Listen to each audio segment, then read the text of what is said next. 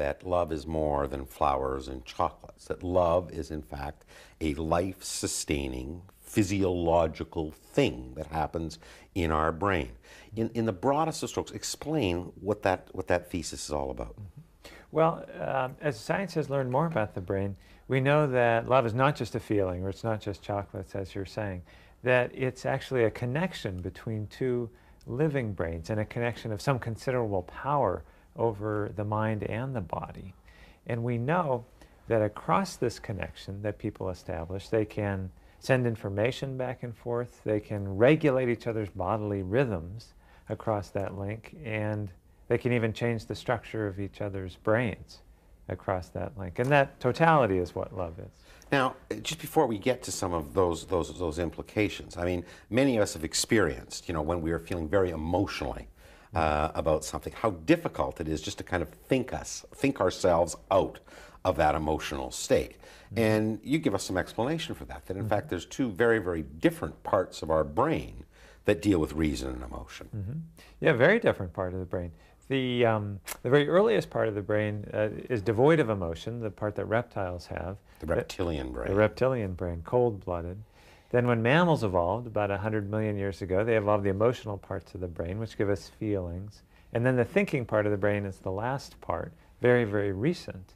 And thoughts have relatively little power to affect emotion, contrary to what people would like to be the case. And when they try to talk themselves out of a feeling or think that they shouldn't feel something, it almost always fails. You find that you just can't dispel a feeling by willing it or with a thought.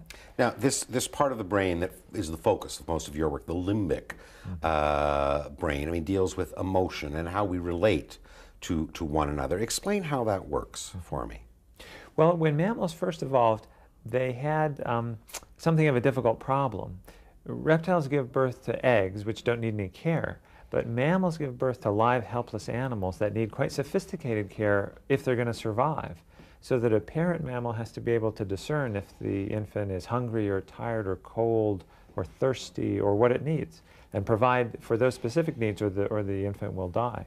So mammals evolved parts of their brains that are oriented specifically towards sensing signals that come from another mammal, interpreting them, and feeling disposed to care for the needs that are sensed there. So this is more than simple emotion. This is more than happiness or sadness. This is a part of us that is hardwired to understand how the other person is feeling. And we get a direct sensory experience, actually, of the insides of another person's brain, which is quite remarkable if you think about it. But if you and I knew each other well, I could sense what's going on in your brain. Now, you explained how this worked using, at least for me, a really interesting illustration. The difference about what happens when you watch a movie in a theater versus at home. It's a very different experience. Most people say it's a different experience because the screen's bigger, the sound is better. You're saying, there's something else that makes it a different experience. It's the emotional difference, that feelings are contagious, which everyone has experienced, but people often don't think about.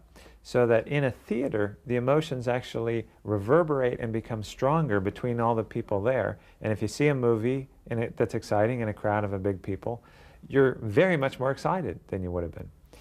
Very much more excited than you are at home because of that contagious nature of feelings. They can amplify in a crowd and become stronger and more vivid. Thoughts, for instance, are not contagious. So if I have a great idea, you don't develop the same idea. Yeah. But if I have a strong feeling, that affects you and moves you in the direction of my feeling. Now, the implications for this are especially great for relationships, one-on-one